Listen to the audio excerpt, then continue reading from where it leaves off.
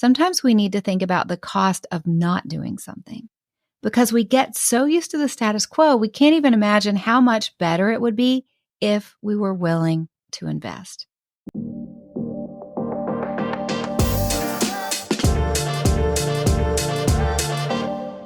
So here's the big question this week. If I wanted to make 85-year-old me miserable, what would I do?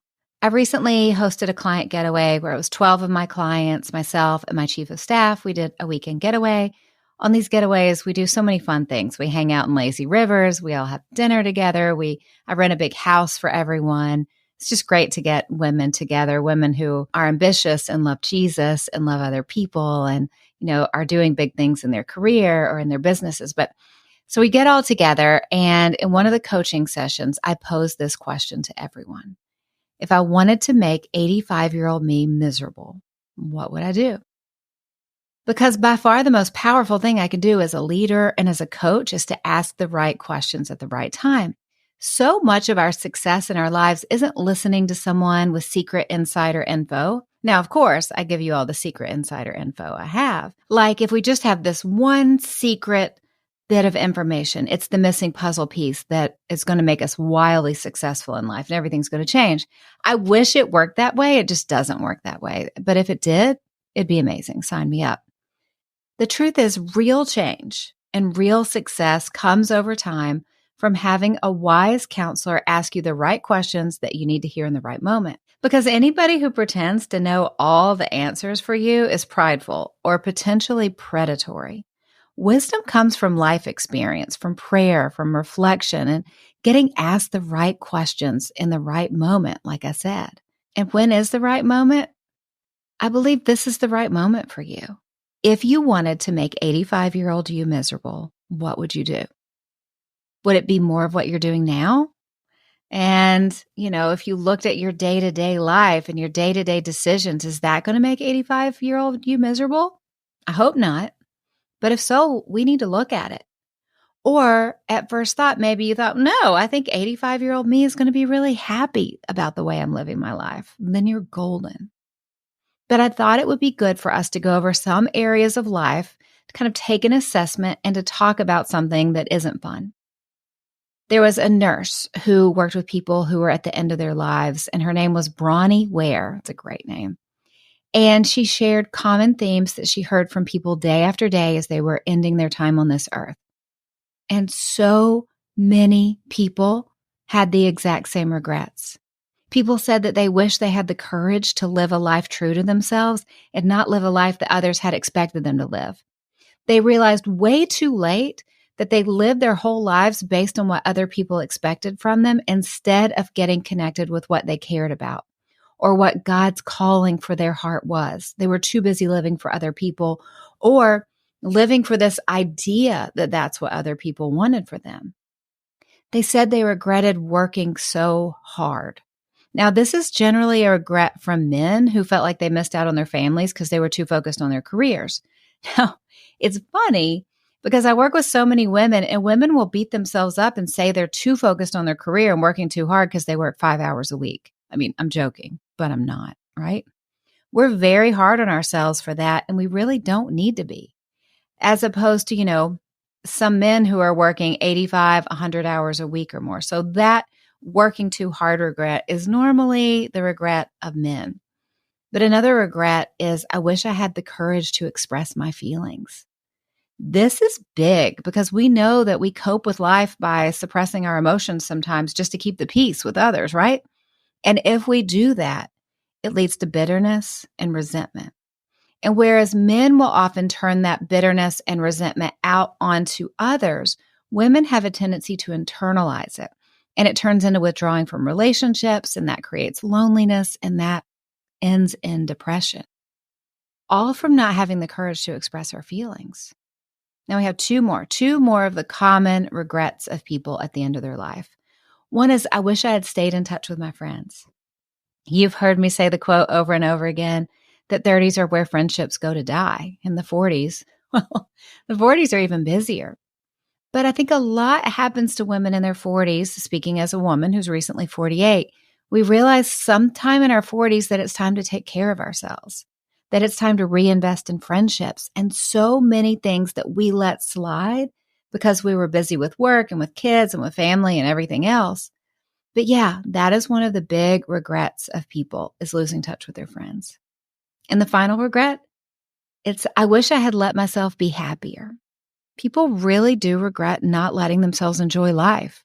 They get stuck in a mindset that's negative. Their habits, anxieties, and traumatic events, they add up.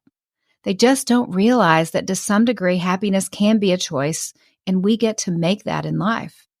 Now, scientists will say we all have a happiness set point that's unique to each of us. Some people roll at about 30% happiness. Some people are going to roll at about 85%. It just depends on how you're created and your personality. That's the wild thing, because research has been done about this happiness set point, and it's been studied for people in all types of situations. They lose their family, they have a traumatic event happen, or they win the lottery or something else that you would think, well, I'll be happy forever if I won $100 million. The wild thing is that after a certain amount of time, a few years, I'm not sure how long it is off the top of my head, people return to whatever their happiness set point is before. We are very resilient. And like a rubber band, we stretch and we're just kind of at a happiness set point.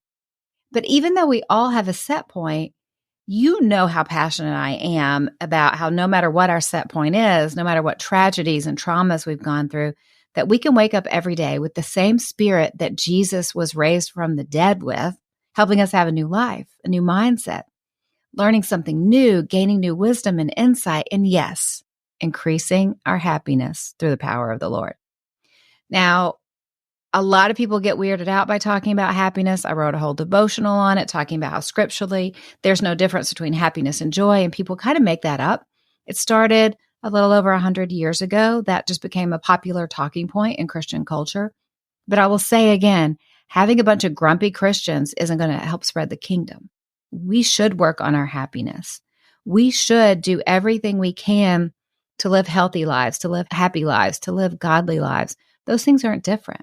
Okay, I'm not going to go on this rabbit trail today. That's a whole episode that we can get to later. But back to what we're talking about. If these are the big regrets of those at the end of their life, and that's so common that it's textbook for people, I think it gives us something to think about when we ask ourselves the question, if I wanted to make 85-year-old me miserable, what would I do? And if we don't want to make 85-year-old us miserable, what should we do? How do we make sure that we're as happy and as healthy as we can be, living on mission and living the life that God has for us? I think I told you the story about my grandfather dying a year ago, this time a year ago. I was 47. I had just turned 47. And I was thinking about how healthy he was right up until the end. And I thought, he's almost twice as old as me. And I want to have twice the years that I have. I want this for myself. I want to live them fully. I want to get healthy. I want to make sure that 40 years from now, I can pick up my grandchildren or hopefully my great-grandchildren.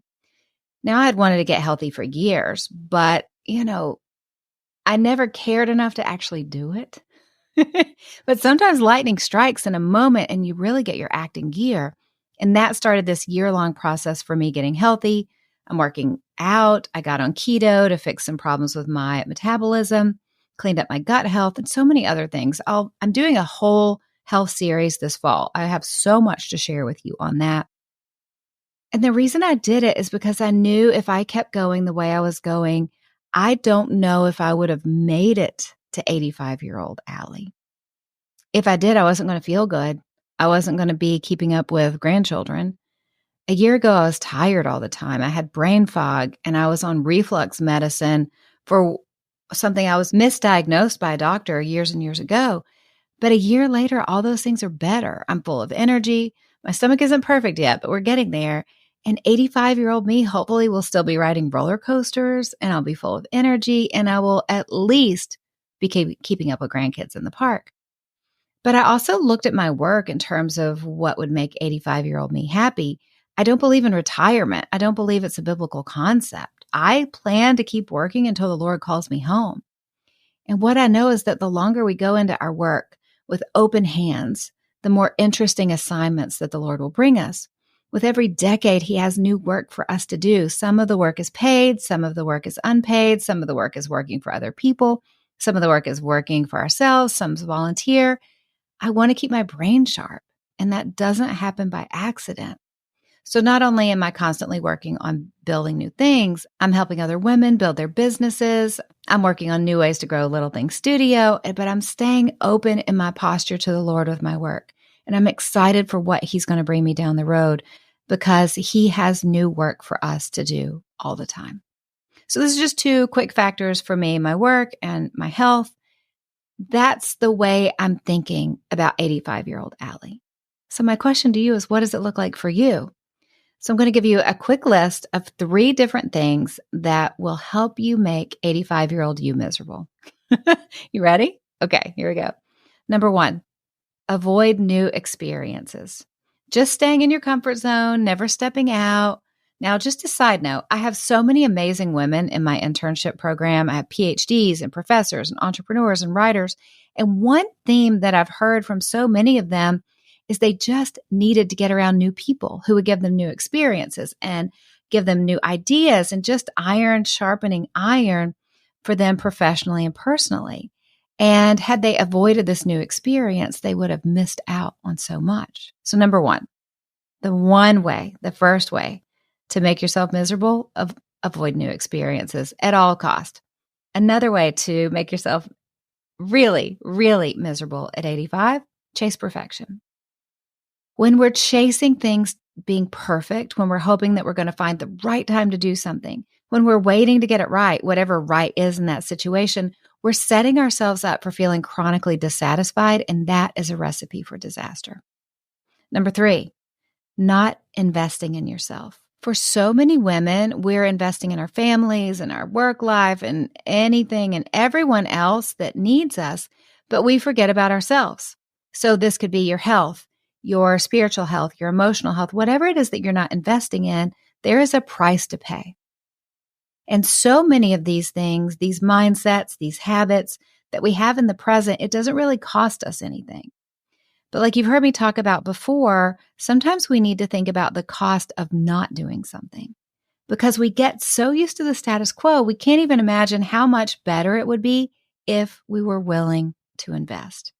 So I don't know what that looks like for you, but I know this is a powerful question that if you spend just a few minutes thinking about it, it's going to give you some clarity. And my job coaching you in this moment in the middle of your busy life is to bring encouragement and clarity. That's my job to bring you. So write it on a piece of paper, put it in an Apple Note, spend some time and pray into it and really think about, if I wanted to make 85-year-old me miserable, what would I do? And then turn it around and ask yourself, if I want to make 85-year-old me really, really happy and healthy and feeling fulfilled, what do I need to start doing in my life today? And please don't try to change everything overnight. I want you to pick 3 small things that you could change, 3 small habits that you could pick up that will get you a little bit closer to where you want to be. Because remember, small changes equal big results. My recommendation this week is a new tea towel that we have at Little Things Studio. If you're watching on YouTube, you can see it. This is from Proverbs 31. It's, her mouth speaks wisdom and loving instruction is on her tongue. She watches over the activities of her household and is never idle. Her children rise up and call her blessed. I love it so much. These tea towels, they really do make the perfect gift. My son, he was giving them to teachers at school last year, and they were such a hit. So teacher gifts, gifts for your mom, gifts for any Proverbs 31 woman in your life who speaks wisdom and is loving and is just an amazing mother. These are available at Little Things Studio. Check it out. I think that you will find them delightful. I really love all the hem tea towels. I have 3 different copies of Great is Thy Faithfulness tea towel in my kitchen. And as soon as I get one out of the drawer, I start singing it in my head. And it is so powerful just to have these constant reminders. And there's something powerful about a hymn and a tune. We have In Christ Alone, Great is Thy Faith, basically every hymn that you love. We have it at Little Things Studio. So we'll put it in the show notes, but go to littlethingsstudio.com and get a present for yourself, get a present for someone you love. And another thing I love is that you're here. I love that we have this time together every week to invest in ourselves, because an investment in yourself, in your spiritual health, your emotional health, and your professional success, it doesn't just benefit you. It benefits everyone in your life. When you invest in you, everyone wins. The reason you should invest in you is because what's inside of you is special. God is working in you and through you.